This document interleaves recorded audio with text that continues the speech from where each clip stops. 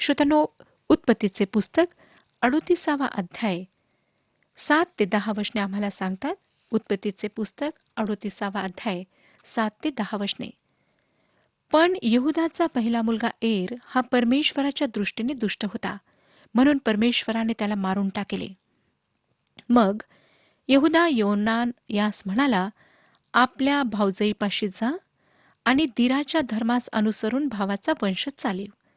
पण ओनान यास ठाऊक होते की संतती झाली तर ती आपली होणार नाही, म्हणून तो आपल्या भावजईपाशी जाई तेव्हा आपले वीर्य जमिनीवर पाडी. हेतू हाच की आपल्या भावाला आपले बीज देऊ नये. हे त्याचे कृत्य परमेश्वरास दुष्ट वाटल्यावरून त्यालाही त्याने मारून टाकले.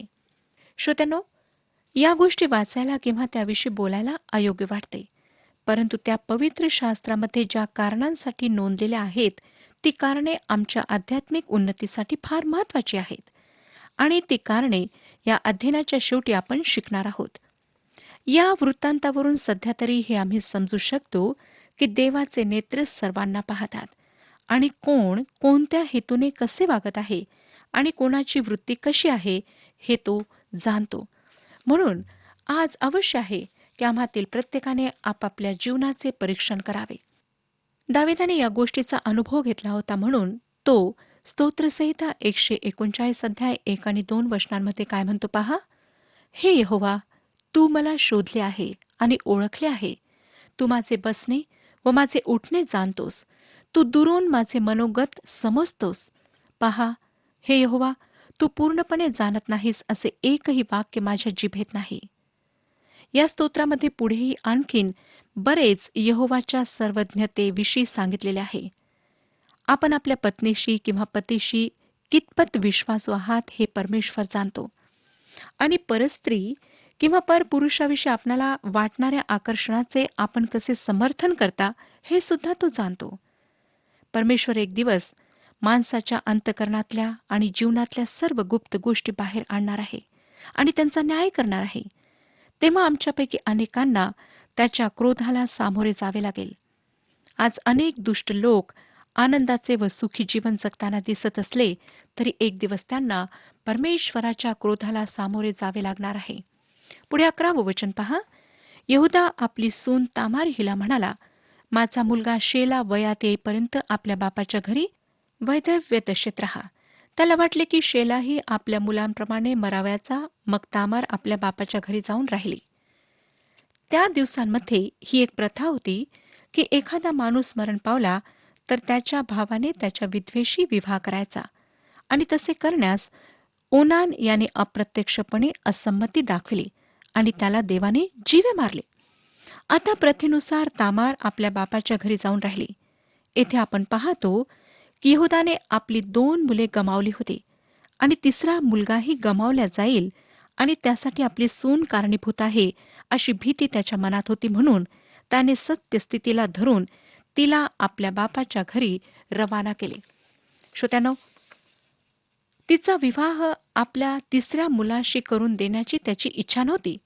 ही एक प्रकारची फसवणूकच होती, आणि यहूदाने आपल्या मुलांच्या अचानक मृत्यूचे कारण जाणण्याचा प्रयत्न केला नाही, व तसे करणे त्याला शक्यही नसावे. पण हे मात्र खरे की आपल्या मुलांच्या मृत्यूसाठी त्याने कळत नकळत तामारेला जबाबदार धरले. आपल्याकडेही एक विचित्र व वाईट अंधश्रद्धा आहे.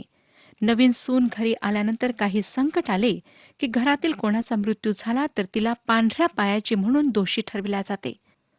म्हणजे ती अपशकुनी, घरामध्ये मृत्यू आणणारी वगैरे वगैरे आरोप तिच्यावर ठेवल्या जातात. ही एक गोष्ट खरी आहे श्रोत्यांनो की वाईट वळणाची सून घरात आली की घरातली शांती बिघडते. पण हे खरे नाही की एखादी सून तिच्या आगमनाबरोबर कोणाचा मृत्यू घेऊन येते, जो तो आपल्या मरणाने मरतो. कोणाच्या येण्याने किंवा जाण्याने एखाद्याचे आयुष्य संपत नाही. आता 38वा अध्याय 12 आणि 13 वचने पुढे आम्हाला सांगतात. बराच काळ लोटल्यावर यहूदाची बायको जी शुवाची मुलगी ती मरण पावली. तिच्यासाठी शोक करण्याचे संपल्यावर यहूदा आपला मित्र अब्दुल्ला मकर हिरा याचबरोबर तिम्रा येथे आपल्या मेंढरांची लोकर कातरण्याकडे वर गेला. तेव्हा तामार हिला कोणी सांगितले की तुझा सासरा आपल्या मेंढरांची लोकर कातरण्यासाठी तिम्रा येथे जात आहे. यहूदा आपली मेंढरे कातरायला तिम्रा येथे जात असे. हे लोक मेंढरांचे कळप राखीत होते आणि या सर्व दिवसांमध्ये तामार आपल्या सासऱ्याच्या बोलावण्याची वाट पाहत होती, या आशेने की तो आता तिचा विवाह त्याच्या तिसऱ्या मुलाशी करून देईल. 14वे वचन पहा. तेव्हा तिने आपली वैधव्य वस्त्रे उतरली व बुरखा घेऊन आपले शरीर लपेटून घेतले आणि तिम्राच्या सडकेवरील एनायम गावच्या वेशीपाशी ती जाऊन बसली. शेला प्रौढ झाला असूनही अजून आपणाला त्याची बायको केले नाही असे तिला दिसून आले होते. श्रोत्यानो, तिला या परिस्थितीत जे योग्य वाटते ते तिने केले. ही एक प्रकारची फसवणूकच होती. पण यहुदानेही तिला आपल्या मुलाविषयी खोटे वचन देऊन फसवले होते. त्या काळातल्या कसबिणीप्रमाणे तिने आपले तोंड झाकून घेतले. 16वे वचन. तेव्हा ही आपली सून आहे हे न कळून तो वाटेवरून तिचकडे वळून म्हणाला, चल, मला तुझपाशी येऊ दे. तेव्हा ती म्हणाली, माझ्यापाशी आलास तर मला काय देशील? यहुदाने ही एक अयोग्य, घृणास्पद गोष्ट केली होती. वेश्या व्यवसाय जगातला हा सर्वात जुना व्यवसाय समजला जातो व काही लोकांच्या मते ही एक सामाजिक गरज आहे. श्रोत्यानो, देवाच्या दृष्टिकोनातून ही एक घृणास्पद गोष्ट आहे आणि तिचे कोणतेही समर्थन होऊ शकत नाही. आता 17 ते 23 वचने पहा. तो म्हणाला, मी आपल्या कळपातले एक करडू तुला पाठवून देईन. ती म्हणाली, ते पाठवीपर्यंत काय हडप ठेवशील? तो म्हणाला, तुला काय हडप देऊ? ती म्हणाली, तुझी मुद्रिका, गोफ व हातातील काठी दे. ही तिला देऊन तो तिच्यापाशी गेला. तेव्हा तिला त्यापासून गर्भ राहिला. तेथून ती निघून गेली आणि आपला बुरखा काढून आपली वैधव्य वस्त्रे पुन्हा ल्याली. मग त्या स्त्रीपासून आपले हडप आणण्यासाठी आपला मित्र अब्दुल्ला मकर याच्या हाती यहुदाने एक करडू पाठविले, पण त्याला ती कोठेच सापडली नाही. मग त्याने तेथल्या लोकास विचारिले, एनाईम गावापाशी वाटेवर एक वेश्या होती, ती कोठे आहे? ते म्हणाले, येथे कोणी वेश्या नव्हती. मग तो यहुदाकडे परत जाऊन म्हणाला, मला काही ती सापडली नाही. तेथले लोकही म्हणाले की येथे कोणी वेश्या नव्हती. तेव्हा यहुदा म्हणाला, ते हडप तिचपाशीच राहू दे, नाहीतर तेथले लोक आपली छीथू करीतील. मी तर करडू पाठविले, पण तुला ती सापडली नाही. यहुदा तिच्याजवळ गेला होता. ती आपली सून तामार आहे हे त्याला माहीत नव्हते, परंतु तिने त्याच्याकडून काही वस्तू हडप म्हणून घेतल्या होत्या. श्रोतानो, पुष्कळदा आम्हाला दुसऱ्यांचे पाप आणि दोष चटकन लक्षात येतात, पण स्वतःचे दोष लक्षात येत नाहीत. आणि नेमकी हीच गोष्ट आपण आता पुढे पाहणार आहोत. 25वे वचन. तिला बाहेर काढिले तेव्हा तिने आपल्या सासऱ्यास निरोप पाठविला की या वस्तू ज्या पुरुषाच्या आहेत त्याचपासून मला गर्भ राहिला आहे.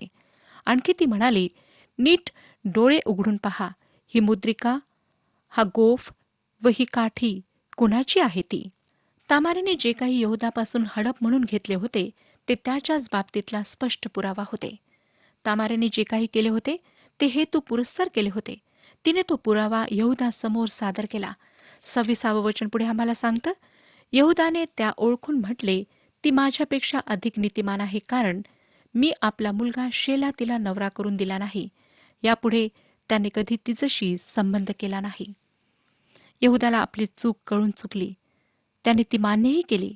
या घटनेतून स्पष्ट दिसतं श्रोत्यानो की यहुदानेही कनानाच्या काही प्रथा आत्मसात केल्या होत्या. या सर्व गोष्टी पवित्र शास्त्रामध्ये आमच्यासाठी उदाहरणादाखल नोंदलेल्या आहेत आणि आम्हाला त्या गोष्टींवर मनन करायचे आहे, त्या गोष्टींचे परीक्षण करायचे आहे आणि आमच्या जीवनामध्ये त्यांना लागू करायचे आहे. आता आपण पुढे जाऊया. 38व्या अध्यायातील शेवटच्या वचनांमध्ये यहुदाच्या 2 मुलांचे, पेरेस व जेरह यांच्या जन्माचे वर्णन आहे. त्यांच्यापैकी पेरेस ह्याचा समावेश ख्रिस्ताच्या वंशावळीत आहे. या भयंकर घटनेवरून आम्हाला 2 महत्त्वाच्या गोष्टी शिकायला मिळतात. एक ही की परमेश्वराने या जगातल्या कुलीनांना लाजविण्यासाठी अकुलीनांना, धिक्कारलेल्यांना निवडले, यासाठी की त्याद्वारे त्याने कुलीनांना व बलवंतांना लाजवावे. करिंथकरास दुसरे पत्र 1 अध्याय 29 आणि 30 या वचनांमध्ये पौल लिहितो, हे त्याने यासाठी केले की कोणीही मानवाने देवाच्या समोर अभिमान बाळगू नये. तुम्ही तर त्याच्याकडून ख्रिस्तामध्ये आहात. तो देवापासून आम्हास ज्ञान म्हणजे न्यायपण व पवित्रीकरण व खंडणी असा करण्यात आला. देवाने येशूच्या वंशावळीत तामारेचा समावेश या एका कारणासाठी होऊ दिला. त्याच्यासमोर कुलीन व अकुलीन असा भेदभाव नाही, कारण सर्वांनी त्याच्यासमोर पाप केले आहे आणि सर्व देवाच्या गौरवाला उणे पडले आहेत. दुसरी महत्वाची गोष्ट आपण ही शिकतो की देवाची योजना न बदलणारी आहे आणि ती कोणीही रोखू शकत नाही.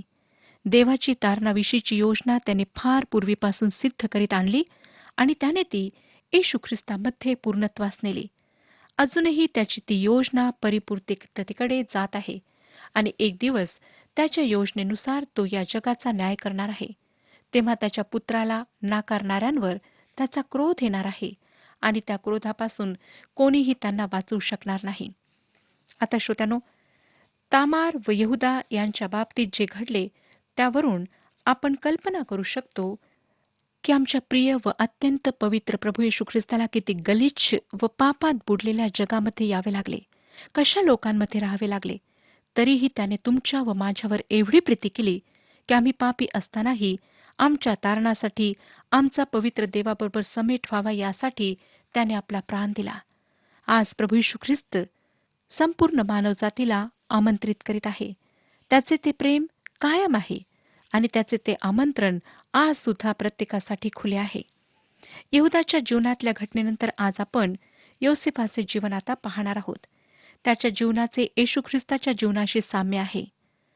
उत्पत्तीचे पुस्तक 37व्या अध्यायाच्या शेवटी आपण वाचले की योसेफाच्या भावांनी त्याला मिथ्यानी व्यापाऱ्यांना विकले आणि त्यांनी त्याला मिस्रात फारोचा अंमलदार, हुजरातीचा सरदार पोटिफर याला विकले. त्यानंतर काय झाले याचे वर्णन आपल्याला 39व्या अध्यायामध्ये वाचायला मिळते. योसेफ व बन्यामीन या दोघांना पुष्कळ बोध, योग्य शिक्षण व संस्कार मिळाले असावेत, जे त्यांच्या इतर 10 भावांना मिळाले नाहीत. आणि ही 2 मुले त्या इतरांपेक्षा वेगळी होती आणि याकोबाला त्यांच्याविषयीच अधिक आस्था होती.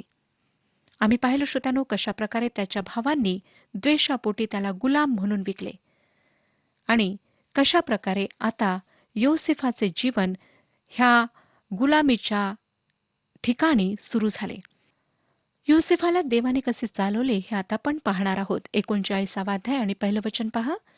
इकडे योसेफास मिस्रात नेले, तेव्हा ज्या इश्माएली लोकांनी त्यास तेथे नेले होते त्याचपासून त्यास पोटिफर नावाच्या एका मिस्राने विकत घेतले. तो फारोचा एक अंमलदार असून गारद्यांचा सरदार होता. हा देखणा 17 वर्षाचा तरुण त्या गुलामांच्या बाजारात एक मौल्यवान वस्तूप्रमाणे होता आणि हुजरातीच्या सरदाराने पोटिफराने त्याला विकत घेतले. अर्थात पोटिफर फारोच्या दरबारातली एक महत्वाची व्यक्ती होता. 2 आणि 3 वचने सांगतात, परमेश्वर योसेफाबरोबर असल्याकारणाने तो यशस्वी पुरुष झाला. तो आपल्या मिस्री धनाच्या घरी असे. परमेश्वर त्याचबरोबर असल्याकारणाने जे काही तो हाती घेतो त्यास परमेश्वर यश देतो, असे त्याच्या धन्याला दिसून आले. श्रोत्यानो, योसेफाला जरी त्याच्या भावांनी कपट कारस्थान करून गुलाम म्हणून विकले होते, तरी देव त्याच्यासोबत होता आणि देवाने आपली समक्षता योसेफाद्वारे पोटिफराला आशीर्वाद देऊन प्रगट केली. योसेफाला पोटिफराच्या घरी येईपर्यंत फार उपेक्षा व दुःख सहन केले होते. त्याच्या भावांनी त्याला धिक्कारलेले होते आणि गुलामगिरीचे, लाचारीचे व कष्टाचे दिवस योसेफाला अनुभवावे लागले होते. आपल्यावर खूप प्रेम करणाऱ्या वडिलांपासून, धाकट्या भावापासून फार दूर, एकटा, एकाकी, परक्या लोकांमध्ये सापडलेला अशी योसेफाची स्थिती होती. परंतु श्रोत्यानो, देव त्याच्यासोबत होता. हे थोड्याच दिवसांमध्ये प्रगट होऊ लागले होते आणि देवाचा त्याच्यावर अनुग्रह आहे हे त्याचा मालक पोटिफर याच्याही लक्षात आले. 4थं वचन पुढे आम्हाला सांगतं, योसेफावर त्याची कृपादृष्टी झाली. योसेफ त्याची सेवा करू लागला आणि त्याने त्याला आपल्या घरचा कारभारी नेमून आपले सर्व काही त्याच्या ताब्यात दिले. कारण यहोवा परमेश्वर योसेफासह होता.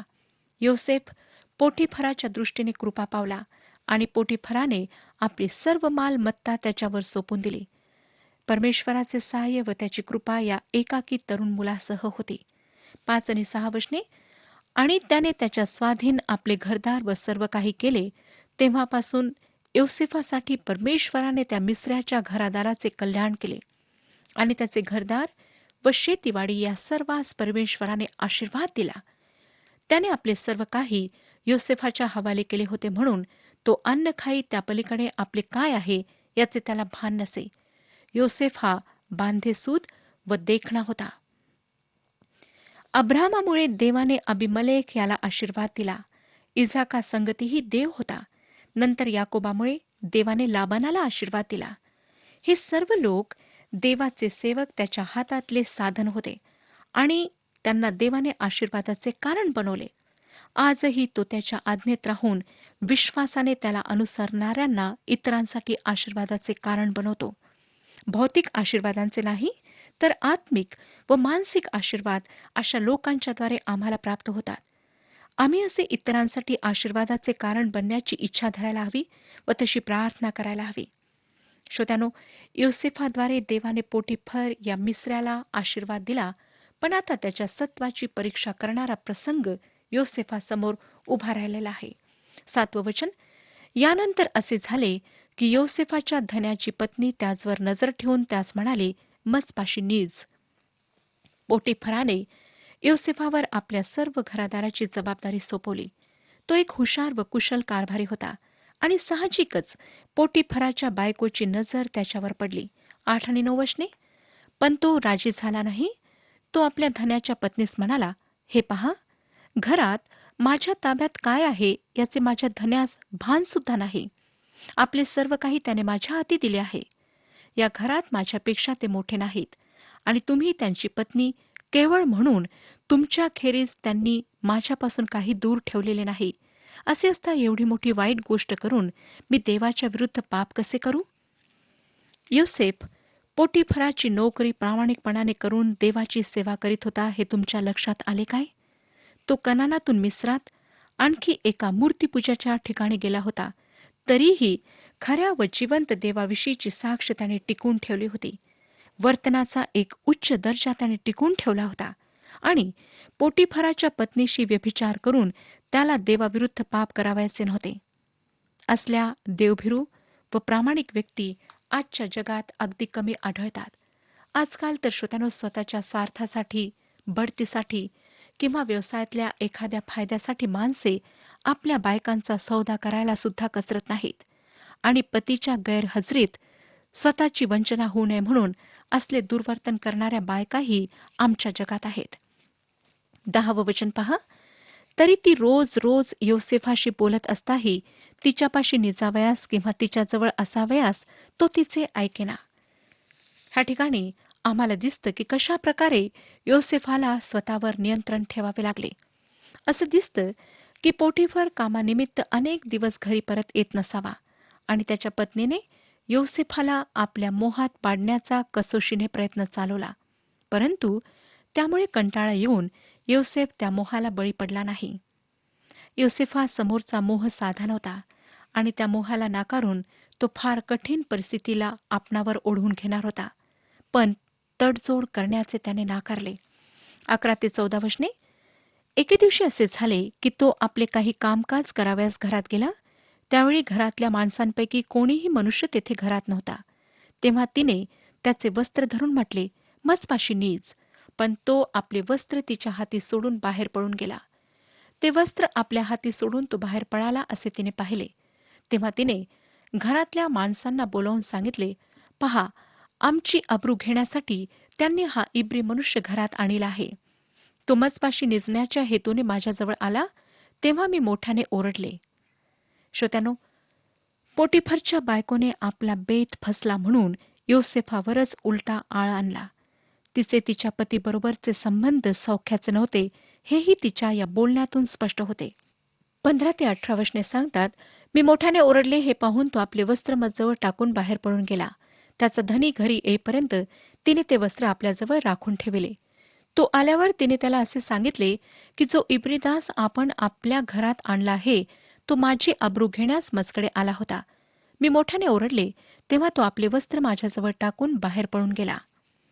ती ज्या गोष्टीबद्दल स्वतः अपराधी होती त्या गोष्टीसाठी तिने योसेफाला अपराधी ठरवले. योसेफाने त्याच्या समोरच्या मोहाला नाकारले आणि तिला प्रतिकार केला व त्याचा मोठा परिणाम भोगणे आता त्याला क्रमपात्र होते. श्रोत्यानो, पुढे 19 पासून पुढची वचने सांगतात, आपल्या गुलामाने माझ्याशी असे वर्तन केले हे आपल्या बायकोचे बोलणे जेव्हा त्याच्या धन्याने ऐकले तेव्हा त्याचा राग भडकला. योसेफाच्या धन्याने त्याला धरिले आणि राजाचे बंदिवान होते त्या बंदिशाळेत त्यास टाकले. तो त्या बंदिशाळेत राहिला. तथापि परमेश्वर योसेफाबरोबर असून त्याने त्याचवर दया केली आणि त्या बंदिशाळेच्या अधिकाऱ्याची त्याचवर कृपादृष्टी होईल असे केले.